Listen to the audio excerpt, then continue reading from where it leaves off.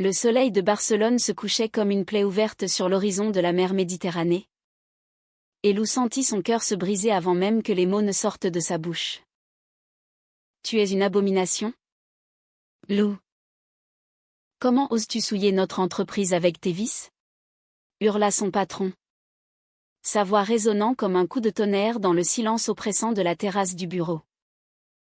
Dans cet instant suspendu, où le monde entier semblait retenir son souffle, Lou comprit que le secret qu'elle avait enterré si profondément sous des sourires forcés et des mensonges pieux venait d'exploser, emportant avec lui non seulement sa carrière, mais l'essence même de son âme. Lou avait fui Paris 3 ans plus tôt, à l'âge de 25 ans, cherchant refuge dans les ruelles sinueuses de Barcelone, où l'air salin et les cris des mouettes semblaient promettre une liberté qu'elle n'avait jamais connue. Née dans une famille bourgeoise du 16e arrondissement, élevée entre les leçons de piano et les dîners guindés où l'on parlait politique sans jamais aborder les cœurs brisés, Lou avait toujours su qu'elle était différente. À 16 ans, elle avait embrassé sa première fille dans l'ombre du Louvre. Un baiser volé qui avait allumé en elle un feu qu'aucun garçon ne pourrait jamais attiser. Mais la France, malgré ses lumières, restait un pays de paradoxes, progressiste en façade, impitoyable en sous-main, surtout dans les cercles professionnels où l'image primait sur l'authenticité. À Barcelone, elle avait atterri chez Vivecorp, une firme d'architecture renommée qui transformait les vestiges modernistes de Gaudí en bureaux high-tech pour les élites européennes. Son poste de chargé de projet était un rêve, dessiner des espaces où la lumière dansait sur les mosaïques, où les courbes organiques des bâtiments catalans rencontraient la précision française. Mais pour le conserver, Lou avait dû se réinventer. Plus de photos de copines sur Instagram, plus de regards complices lors des afterwork. Elle était devenue la célibataire sérieuse, celle qui rentrait tôt, qui évitait les fêtes et qui, lors des dîners d'équipe, parlait de voyages solitaires en Andalousie plutôt que de ses nuits passionnées imaginaires. Son patron, Monsieur Delgado, un quinquagénaire au sourire carnassier et aux costumes impeccables, incarnait tout ce qu'elle redoutait, un traditionnaliste catalan qui prônait la famille comme pilier de la société, et qui, sous couvert de modernité, tolérait mal toute déviation de la norme. Ce fut lors d'une exposition au MACBA, le musée d'art contemporain de Barcelone, que Lou croisa le regard de Flavie pour la première fois. La salle était baignée d'une lumière crue, filtrée par les immenses vitraux. Et les œuvres de Miro semblaient flotter comme des souvenirs inachevés. Flavie, 30 ans, était une restauratrice d'art française expatriée, venue de Lyon pour un contrat à long terme. Ses cheveux blonds cascadaient en vagues souples sur ses épaules, et ses yeux bleus, profonds comme la mer Tyrrhénienne, portaient une mélancolie qui résonnait en Lou comme un écho. Elle portait une robe fluide couleur ivoire, parsemée de touches de bleu cobalt, et tenait un catalogue avec une grâce qui faisait oublier le tumulte de la foule. Tu sais, ces formes abstraites. Elles me rappellent les courbes d'un corps aimé en secret, murmura Flavie en se tournant vers Lou, qui feignait d'examiner une toile. Lou rougit, prise au dépourvu. Personne ne lui avait parlé ainsi depuis des mois, avec cette franchise poétique qui évoquait les salons littéraires parisiens. Elles parlèrent pendant des heures, passant des abstractions de Miro aux souvenirs d'enfance, Flavie racontant ses escapades dans les vignobles du Beaujolais, Lou évoquant les quais de Seine sous la pluie. À la fin de la soirée, alors que la nuit enveloppait la ravale d'un voile de néon rose et orange, Flavie glissa son numéro dans la poche de Lou. « Appelle-moi. La vie est trop courte pour les silences inutiles. » Les semaines suivantes furent un tourbillon. Elles se rencontraient dans les cafés cachés du Born, où l'odeur de churros se mêlait à celle du café torréfié, et où les conversations coulaient comme le vin rouge de Priorat. Flavie était tout ce que Lou avait toujours désiré, audacieuse, cultivée, avec un rire qui faisait vibrer l'air comme une harpe. Elle parlait de Simone de Beauvoir avec la passion d'une amante. Et quand elle effleurait la main de Lou sous la table, c'était une promesse de mondes inexplorés. Pour la première fois depuis son arrivée en Espagne, Lou se sentit vivante, entière. Elles firent l'amour pour la première fois dans l'appartement de Flavie. Un loft aux murs de pierre apparente dans l'exemple, où les rayons du soleil matinal filtraient à travers les volets mi-clos. Les corps enlacés, la peau contre la peau. Lou murmura « Je t'aime » et Flavie répondit d'un baiser qui scella leur destin. Mais le secret pesait toujours. Au bureau, Lou maintenait la façade, elle évitait les regards trop insistants de ses collègues, riait aux blagues machistes de Delgado, et inventait des rumeurs sur un « petit ami à Paris ». Flavie, plus libre dans son métier indépendant, encourageait Lou à s'ouvrir. L'amour n'est pas une honte, ma chérie. C'est la plus belle révolte. Pourtant, Lou tremblait à l'idée de tout perdre, son salaire, sa stabilité, le visa qui la liait à cette ville qu'elle apprenait à aimer. Barcelone, avec ses ramblas bruissantes et ses plages de sable noir, était devenue son sanctuaire, et Vivcorp en était le gardien impitoyable. Un soir d'automne, alors que les feuilles des platanes jaunissaient sous un ciel plombé, le conflit éclata. Lou rentra tard du bureau, épuisé par une réunion où Delgado avait vanté les « valeurs familiales » de l'entreprise lors d'un projet pour une chaîne d'hôtels de luxe. Flavie l'attendait avec un dîner aux chandelles, paella aux fruits de mer, inspiré des marchés de la Boqueria, et une bouteille de cava pétillant. Mais Lou, les traits tirés, se laissa tomber sur le canapé sans un mot. « Qu'est-ce qui ne va pas » demanda Flavie, s'agenouillant à ses pieds, ses doigts traçant des cercles apaisants sur les genoux de Lou. C'est lui. Delgado. Il prépare un séminaire sur la diversité inclusive. Mais c'est du vent. Hier, il a viré une assistante parce qu'elle avait un enfant hors mariage. Et moi? Si jamais il apprend pour nous. Sa voix se brisa. Et des larmes coulèrent, chaudes et salées comme la mer voisine. Flavie la serra contre elle, leurs fronts se touchant dans une intimité sacrée. Alors, dis-lui, ou quitte cet enfer. Nous pouvons repartir, toi et moi. Lyon, Paris, n'importe où. Mais Lou secoua la tête, prisonnière de sa peur. Pas encore. J'ai besoin de temps. Le temps, hélas, n'était pas de leur côté. Les rumeurs commencèrent à circuler au bureau, un collègue avait vu Lou et Flavie main dans la main au parc de la Ciutadella, riant sous les palmiers centenaires.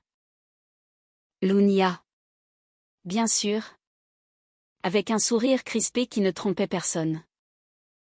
Delgado, sentant le vent tourner, l'invita à un dîner, informel, dans un restaurant gastronomique du quartier gothique, où les chandelles vacillaient sur des nappes en lin blanc et où les plats escargots à la catalane, foie gras au Quérès étaient autant de pièges tendus. Lou, ma chère, vous êtes notre perle rare. Mais j'ai entendu des choses. Des choses qui pourraient nuire à l'image de Vivcorp. Nous sommes une famille. Ici. Et les familles ont leurs secrets. N'est-ce pas? Lou avala sa salive, le cœur battant la chamade. Monsieur. Je ne sais pas de quoi vous parlez. Delgado rit. Un son grave et moqueur, en sirotant son vin. Allons. Ne jouons pas. Votre ami. Flavie. Une relation scandaleuse. Pensez à votre avenir. À moins que vous ne préfériez que je parle à la direction? C'était du chantage pur, enveloppé dans le velours de la fausse bienveillance. Lou quitta le restaurant les jambes flageolantes, le goût amer du dessert lui collant au palais. Elle courut chez Flavie, se jetant dans ses bras comme une naufragée. Il sait. Il va me détruire. Flavie, les yeux emplis de fureur contenue, caressa ses cheveux. Nous allons le combattre. Ensemble. Mais au fond d'elle, Lou sentait la faille s'élargir, la peur de la perte, le poids des jugements, et cette trahison naissante envers elle-même. Les nuits suivantes furent hantées par des rêves où elle marchait seule sur la Rambla. Flavie s'éloignant dans la brume, et Delgado riant aux éclats. Le séminaire arriva comme une tempête. Organisé dans un hôtel surplombant la Sagrada Familia, il réunissait clients et employés sous prétexte de « cohésion d'équipe ». Lou s'était préparée, répétant son discours sur le projet de rénovation d'un palais moderniste, ses diapositives projetant des images de vitraux iridescents et de fer forgé délicat.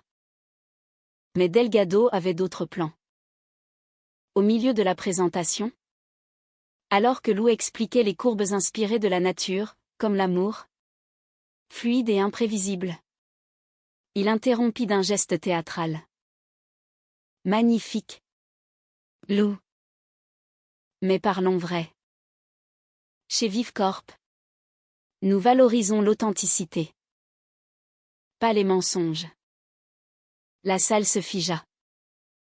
Delgado activa un projecteur caché, des photos floues de Lou et Flavie. Enlacés sur une plage de la Barceloneta au crépuscule, leurs silhouettes se découpant contre l'écume blanche des vagues. Un murmure parcourut l'assemblée, mélange de choc et de pitié. Cette femme, que vous voyez là, cache sa vraie nature pour conserver son poste. Une lesbienne dans notre maison. Comment puis-je faire confiance à quelqu'un qui ment ainsi? Sa voix tonna, chargée de venin déguisé en morale. Lou sentit le sol se dérober. Les regards la transperçaient, curiosité malsaine, dégoût voilé, et chez certains, une compassion muette qui la blessait plus encore. Elle voulut hurler, se défendre, mais les mots s'étranglèrent dans sa gorge. Au lieu de cela, elle arracha le câble du projecteur d'un geste rageur, les images s'éteignant dans un crépitement. Vous êtes un monstre. Delgado. Pas moi. Puis, tête haute malgré les larmes, elle quitta la salle, le bruit de ses talons résonnant comme un glas. Dehors, sous le regard impassible des tours inachevées de Gaudi, elle s'effondra contre un mur, sanglotant comme une enfant perdue. Flavie l'attendait dans un café voisin, alertée par un appel paniqué. Elle l'enveloppa de ses bras, murmurant des mots en français doux comme une berceuse, « Mon amour, tu es plus forte que cela. » Mais Lou, brisée, murmura, « J'ai tout perdu. Pour toi. Pour nous. » Flavie recula légèrement, ses yeux trahissant une hésitation fugace. Et si? Et si c'était trop? Ton travail? Ta vie ici? Je ne veux pas être la cause de ta chute. Ces paroles, innocentes en surface, plantèrent la graine du doute. Était-ce de l'amour? Ou de la pitié? Lou, dans sa vulnérabilité, commença à soupçonner Flavie de complicité. Avait-elle vendu des photos pour se protéger? Elle qui travaillait freelance et n'avait rien à perdre? La paranoïa s'insinua, empoisonnant leur nuit. Des disputes éclataient pour des riens, un regard trop long vers une serveuse, un silence lors d'un dîner. Tu ne me fais plus confiance, accusait Flavie. Blessée. Comment le pourrais-je? Après tout ça? Rétorquait Lou. Le cœur en lambeaux. Le point de non-retour survint une semaine plus tard, lors d'une fête privée chez un client influent, dans une villa perchée sur les collines de Tibidabo. La vue sur Barcelone scintillante était un écrin de luxe, piscine à débordement, jazz en fond sonore, et des serveurs glissant comme des ombres parmi les invités. Louis était allé seul, espérant un sursis, une chance de se réinventer. Mais Delgado était là, rayonnant, entouré de ses alliés. Et Flavie aussi invitée par le même client, pour restaurer une fresque murale. Quand leurs regards se croisèrent au bord de la piscine, l'air crépita d'électricité. Flavie s'approcha, un verre de sangria à la main, ses lèvres peintes en rouge sang. Lou. Nous devons parler. Mais avant que les mots ne viennent, Delgado surgit, un sourire triomphant aux lèvres. Ah! Le duo infernal. Flavie. Ma chère. Vous devriez savoir que votre petite amie est radioactive? Maintenant. Virée pour cause d'incongruité morale. Il rit. Et quelques invités joignirent leur rire. Un cœur cruel sous les étoiles. Flavie pâlit. Mais au lieu de défendre Lou, elle baissa les yeux. Je ne peux pas me mêler de ça. Mon contrat. Lou sentit le monde basculer. La trahison était là. Nue et crue, Flavie. Sa Flavie. Choisissait la sécurité sur l'amour. Tu me vends pour un mur peint, siffla Lou. La voix brisée. Flavie murmura, ce n'est pas ça. J'ai peur. Moi aussi. Mais les mots sonnaient faux. Écho d'une lâcheté partagée. Lou s'enfuit dans la nuit. Descendant les collines en taxi. Le cœur un champ de ruines. De retour dans son appartement exigu du Poble Sec, elle empaqueta ses affaires dans une frénésie silencieuse, les croquis d'architecture froissés, les livres de poésie de Prévert, la photo d'elle deux sous les arcades de la Plaza Royale. Un appel de Flavie illumina l'écran, pardonne-moi. Je t'aime. Revenons en arrière. Mais Lou effaça le message. Un sanglot étouffé dans la gorge. L'amour. Ce feu si pur. S'était mué en cendres. Les jours suivants furent un brouillard de démarches administratives, entretien pour un nouveau job à Madrid. Appel à Paris pour un retour forcé. Et des nuits blanches hantées par le fantôme de Flavie. Barcelone. Autrefois amante complice. Se muait en étrangère hostile, les rues du gothique quartier, où elle s'était embrassée pour la première fois, semblait maintenant murmurer des accusations. Lou errait sur la plage de la Barceloneta à l'aube, les vagues léchant ses pieds nus, se demandant si la liberté valait ce prix. Pourtant, au cœur de la tourmente, une lueur émergea. Une ancienne collègue, Maria, une architecte lesbienne assumée qui avait quitté Vivecorp des années plus tôt, la contacta. Viens me voir. Il y a une place pour toi dans mon studio. Et une communauté qui t'attend. Maria. Quarantenaire aux cheveux courts poivre et sel et au regard d'acier bienveillant, l'accueillit dans son atelier du Gracia. Un espace lumineux rempli de maquettes et de plantes grimpantes. Là, autour d'un café fumant, Lou se confia pour la première fois sans filtre, les mensonges, l'humiliation, la trahison. Tu sais, ma chérie, l'Espagne a ses ombres, mais aussi ses lumières. Franco est mort depuis longtemps, et nous, les femmes comme nous construisons notre propre Sagrada. Maria lui parla de son propre coming out, en pleine dictature, et de comment l'amour l'avait sauvée. Ensemble, elles conçurent un projet audacieux, un centre communautaire pour les artistes LGBTQ+, dans un ancien couvent du Raval. Un espace où l'architecture rencontrerait l'âme humaine. Flavie, de son côté, sombra dans le regret. Après la fête, elle avait confronté Delgado, démissionnant sur le champ dans un éclat de colère qui fit trembler les murs de la villa. Vous êtes un reliquat du passé ? Un homme qui craint les couleurs vives parce qu'il vit en noir et blanc. Seule dans son loft, elle relisait leurs lettres, des mots passionnés écrits à la main, comme au XIXe siècle, et pleurait sur l'oreiller imprégné du parfum de Lou. Elle tenta de la retrouver, arpentant les marchés de Sant-Anthony, les galeries du Born, mais Lou avait disparu, envolée vers un horizon inconnu. Le dénouement survint par une matinée pluvieuse de novembre, alors que Barcelone se lavait de ses péchés estivaux.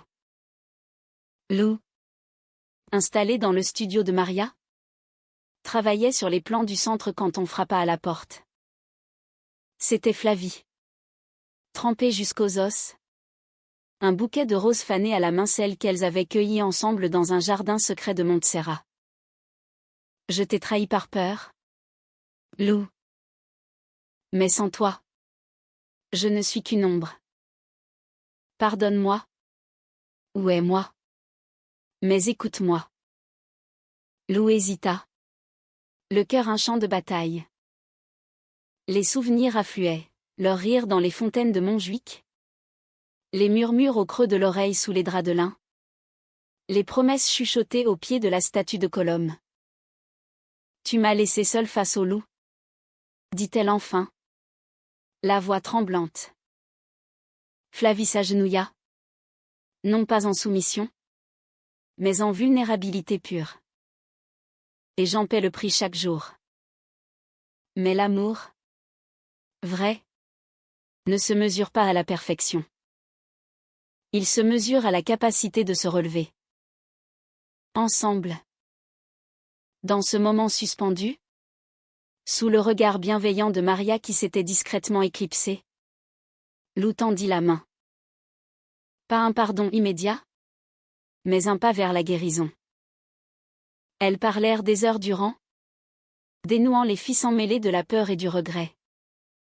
Le centre communautaire devint leur projet commun, Flavie en charge de la restauration des fresques, Lou de l'architecture. Et au fil des mois, sous le ciel changeant de Catalogne, leur amour renaquit, plus fort, forgé dans le feu de l'épreuve.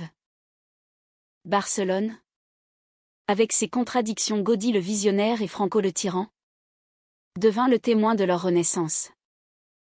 Lou a appris à marcher la tête haute, sans masque, et Flavie a affronté ses propres ombres. Elles n'oublièrent pas les cicatrices, l'humiliation de Delgado, qui finit par être exposé pour harcèlement et forcé à la retraite, ou les nuits de doute qui persistaient. Mais dans les bras l'une de l'autre, sous les étoiles du Tibidabo, elles trouvèrent une humanité profonde, celle qui transcende les jugements et célèbre l'amour comme un acte de résistance. Et ainsi, dans la ville des amants maudits, deux âmes françaises tressèrent un fil d'or, celui de la vérité. Enfin libérées. La pluie martelait les vitraux du couvent restauré, transformant les arcs gothiques en un kaléidoscope de gris et d'argent. Et Lou se surprit à sourire pour la première fois depuis des semaines. Debout sur l'échafaudage, un rouleau de plan sous le bras, elle observait Flavie qui, en contrebas, badigeonnait délicatement une fresque effacée par le temps, des anges aux ailes déployées, symbole d'une liberté céleste qu'elle chérissait désormais comme un talisman. Regarde ça, ma Lou. Ces couleurs. Elles étaient là, enfouies sous la poussière, attendant qu'on les réveille. Comme nous. La voix de Flavie portait par-dessus le tumulte de l'averse, chaude et complice, effaçant un instant les ombres du passé. Mais le passé n'était pas si facilement enterré. Delgado, bien que mis à l'écart, avait laissé des échos venimeux dans les couloirs du milieu architectural barcelonais. Des rumeurs circulaient encore, Lula, déviée. Elle, opportuniste, qui avait couché pour un poste inversant la vérité avec une malveillance calculée. Lors d'une conférence au CCCB, le Centre de culture contemporaine, un journaliste catalan l'avait accosté. Micro en main, Mademoiselle Duval. On dit que votre coming out forcé a ruiné une carrière respectable. Comment réagissez-vous, Lou? Le cœur serré? Avait répondu avec une dignité forgée dans l'adversité, les carrières ruinées sont celles bâties sur le mensonge. La mienne renaît sur la vérité. Flavie, de son côté, luttait contre ses propres démons. Son contrat avec le client de Tibidabo avait été rompu, la laissant sans filet pour des mois. Elle accepta des petits jobs retouches pour des galeries mineures, stages pour des étudiants, mais la précarité rongeait son assurance. Une nuit, alors qu'elle dînait d'une simple tortilla aux pommes de terre sur leur balcon donnant sur les lumières de la Sagrada Familia, Flavie craqua. Et si je ne suis pas assez forte pour toi? Si ma lâcheté nous détruit à nouveau? Ses yeux, rougis par les larmes, reflétaient les flèches inachevées de la basilique, monument à la persévérance humaine. Lou posa sa fourchette, prenant les mains de Flavie dans les siennes. Les paumes calleuses de l'architecte contre la douceur d'artiste, un contraste qui les définissait. Nous ne sommes pas parfaites. Ni toi ni moi. Mais ensemble, nous sommes indestructibles. Souviens-toi de Paris, de nos premiers mai, quand je signais ton ombre secrète. Nous avons traversé l'ombre, maintenant. Dansons dans la lumière. Elles s'embrassèrent sous la pluie fine. Un baiser salé par les larmes et le sel de la mer invisible. Scellant un pacte renouvelé. Le projet du centre avançait. Baptisé, arc-en-ciel oublié. Un clin d'œil aux voûtes arc-boutées du couvent et à leur identité partagée. Maria, leur mentor improbable, injecta une énergie contagieuse, réunion avec des donateurs progressistes, atelier avec des jeunes artistes queer de l'Université de Barcelone, et même une collaboration avec une chorégraphe lesbienne pour des performances dans la cour intérieure. Lou redessina les espaces avec une ferveur nouvelle, une bibliothèque aux étagères courbes évoquant des corps enlacés, un auditorium où la lumière naturelle filtrait comme une caresse, et un jardin secret planté de lavande et de roses. Hommage aux amours passés et futurs. Pourtant, le conflit couvait encore. Une ancienne flamme de Flavie. Une sculptrice nommée Elena, une Andalouse aux courbes généreuses et au tempérament de feu. Quarantaine flamboyante avec des tatouages de vigne grimpant sur ses bras, réapparus lors d'un vernissage au Santa Monica. Elena, qui avait partagé avec Flavie une idylle tumultueuse à Séville 10 ans plus tôt, s'approcha avec un sourire carnassier. Ma belle Flavie. Toujours à peindre des cœurs brisés? Et cette nouvelle? Elle te mérite-t-elle? Le ton était léger. Mais les mots portaient des crocs. Flavie rougit. Mal à l'aise. Tandis que Lou, à quelques pas, observait la scène avec un pincement au ventre. Plus tard, dans la voiture qui les ramenait au Raval, la jalousie éclata. Qui est cette Elena? Et pourquoi te regarde-t-elle comme si tu étais encore à elle? Flavie soupira. Garée sous un réverbère vacillant. Un chapitre clos. Lou. Avant toi. Avant nous. Mais si tu doutes, c'est que la blessure de Delgado n'est pas guérie. Les mots blessèrent. Révélant la faille, la trahison passée avait semé des graines de suspicion qui germaient dans le silence. Lou passa la nuit seule, errant dans les rues du Bari gothique, où les lanternes projetaient des ombres dansantes sur les pavés irréguliers. Elle s'arrêta devant la cathédrale, ses flèches gothiques perçant le ciel nocturne comme des prières inachevées. Là, assise sur un banc humide, elle repensa à son enfance, sa mère, une pianiste rigide qui avait nié sa propre bisexualité pour un mariage de façade, et son père, absent, perdu dans ses livres de droit. Suis-je condamnée à répéter leurs erreurs, murmura-t-elle à la pierre froide. Au lever du soleil, une résolution naquit, elle appellerait sa mère, brisant des années de silence. Le téléphone sonna dans l'appartement parisien, à l'heure du petit déjeuner. La voix de sa mère, altérée par l'âge et le tabac, trahit une surprise mêlée de joie. Lou, ma fille. Cela fait si longtemps. Elles parlèrent pendant 1 heure, des banalités, d'abord le temps à Paris, les travaux sur la tour Eiffel, puis des abysses. Maman, je suis lesbienne. Et j'ai caché cela pour survivre. Mais plus maintenant.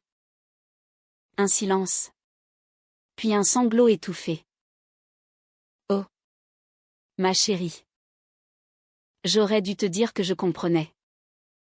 J'ai aimé une femme. Autrefois. Avant ton père. Le regret de ma vie. Ce coming out mutuel, transatlantique et tardif, libéral ou comme une digue rompue. Elle raccrocha en larmes, mais allégée, prête à affronter Elena et les fantômes. De retour au centre, elle surprit Flavie en train de discuter avec Elena dans la cour. Leur rire flottant comme une menace. Sans hésiter, Lou s'avança, la tête haute. Elena. Ravie de vous rencontrer. Flavie m'a parlé de votre talent.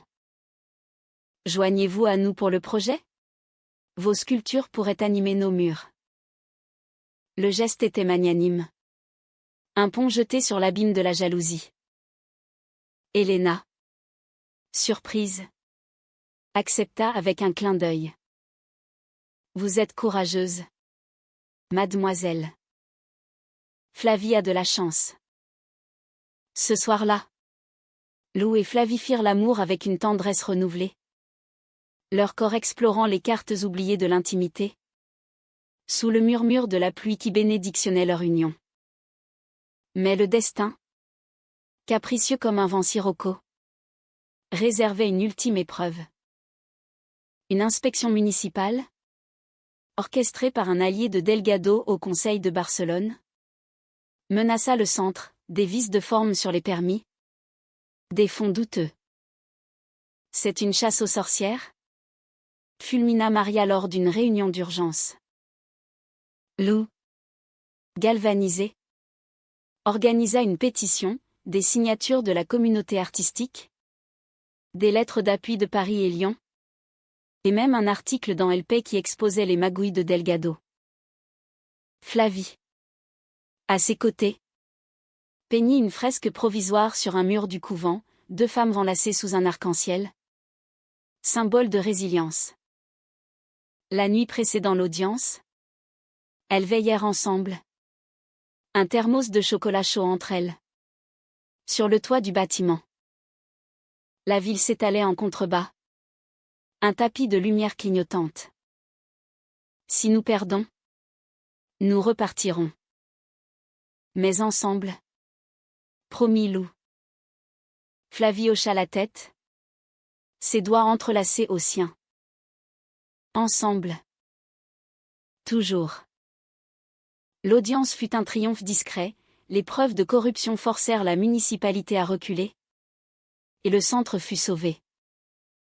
Dans la salle bondée, alors que le juge prononçait son verdict favorable, Lou et Flavie échangèrent un regard chargé de gratitude infinie. Dehors, sous un ciel enfin bleu, elles marchèrent main dans la main vers la mer, leurs ombres se fondant en une seule sur le sable doré.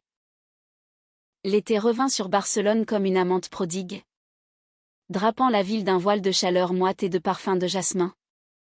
Et avec lui, une quiétude fragile s'installa dans la vie de Lou et Flavie.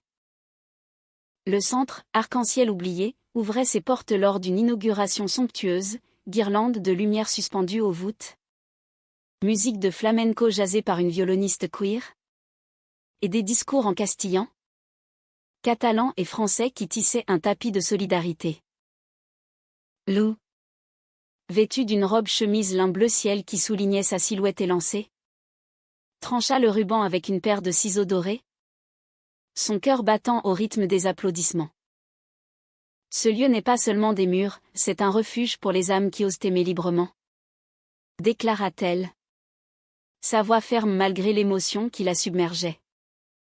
Flavie, à ses côtés, rayonnait dans une jupe paysanne rouge et un chemisier brodé, ses cheveux relevés en un chignon lâche d'où s'échappaient des mèches rebelles.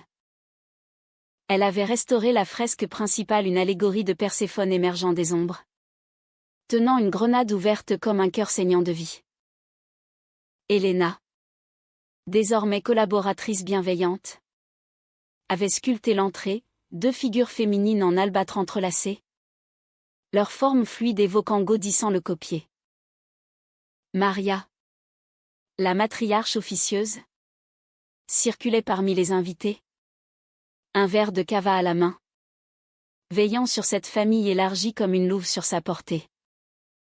Parmi la foule, des visages inattendus, la mère de Lou, venue de Paris en train de nuit, une femme élégante aux cheveux grisonnants coupés au carré, portant un sautoir de perles qui cliquetait doucement.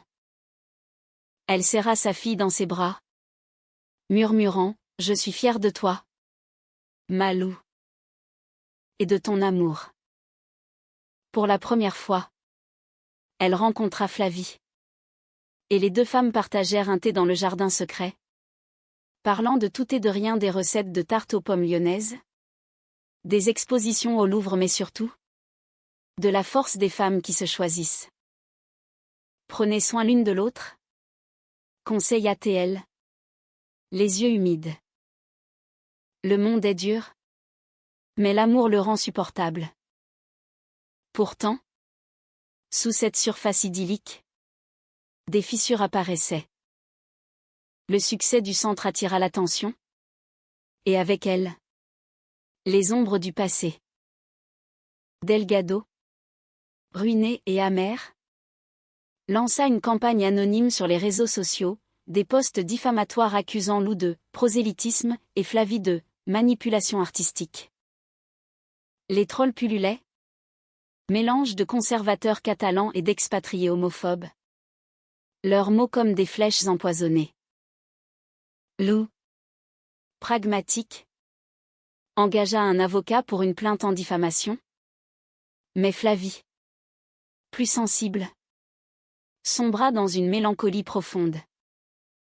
Et si on nous enlève tout, confiait-elle lors de leur promenade vespérale le long du Passec de Gracia, où les vitrines de Gaudí miroitaient comme des miroirs déformants. Lou tentait de la rassurer, mais elle-même luttait contre une fatigue insidieuse. Le burn-out rôdait, nuits courtes passées à corriger des plans, jours interminables à gérer des bénévoles et des budgets serrés.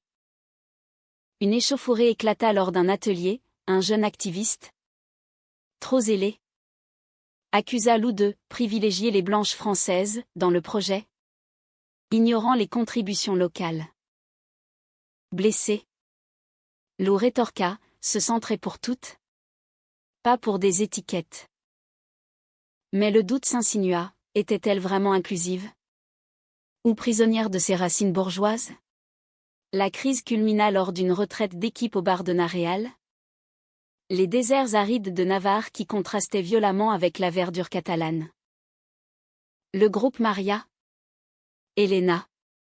Quelques artistes campaient sous un ciel étoilé impitoyable, autour d'un feu crépitant où l'on rôtissait des agneaux à l'ail. Les confessions fusaient, Elena avoua son alcoolisme passé.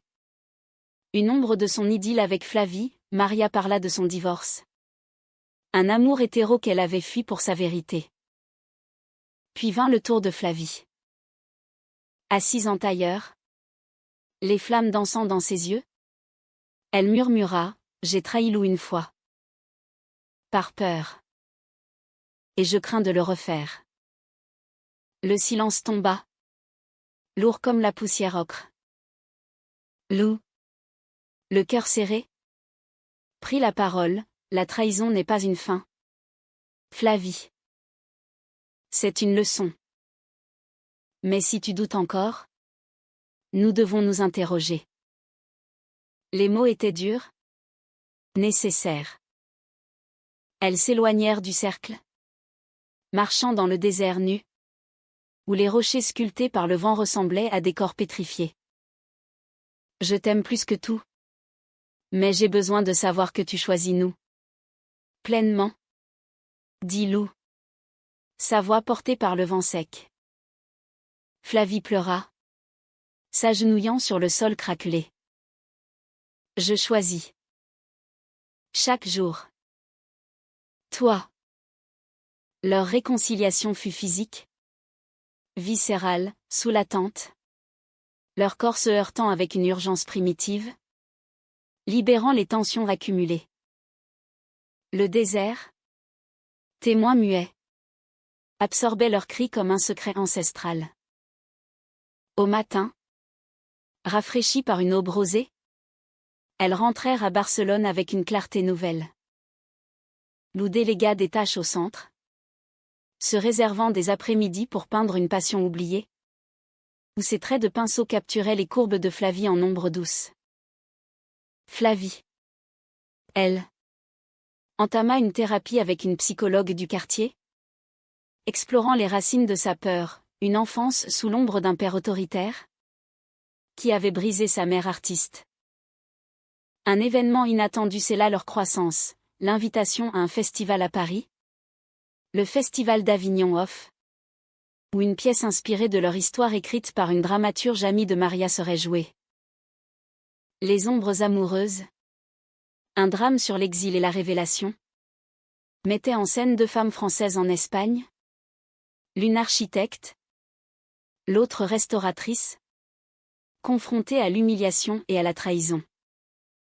Lou et Flavie s'y rendirent en train, dormant dans un compartiment brinque-ballant, leurs mains liées comme un fil d'Ariane. À Avignon, sous le palais des papes qui dominait la ville comme un géant bienveillant, la première fut un succès. Le public, un mélange de touristes et d'intellectuels, applaudit debout, ému par la tendresse crue des dialogues.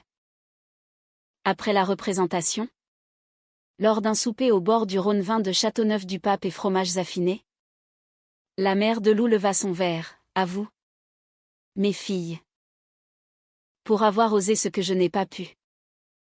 Flavie, émue, glissa une bague simple en or à l'annulaire de Lou, pas un mariage, mais un engagement, un cercle infini comme leurs amours. De retour en Espagne, renforcées, elles affrontèrent la dernière vague de Delgado. Son procès pour diffamation s'ouvrit dans un tribunal solennel du centre-ville, où les plafonds voûtés rappelaient ironiquement les couvents qu'elle restaurait. Lou témoigna avec une éloquence tranquille, décrivant l'humiliation de la terrasse, les photos volées, le chantage voilé. Flavie, à ses côtés, parla de la résilience de l'art face à la haine. Delgado, vieilli et défait, marmonna des excuses laconiques, mais le juge condamna, amende salée, rétractation publique et interdiction de pratiques similaires. La victoire fut douce amère. Lou visita l'homme en prison, non par pitié, mais par humanité. Vous m'avez brisé, mais vous m'avez libéré. Merci. D'une certaine façon. Delgado, les yeux baissés, murmura, j'étais aveugle. La peur rend monstrueux.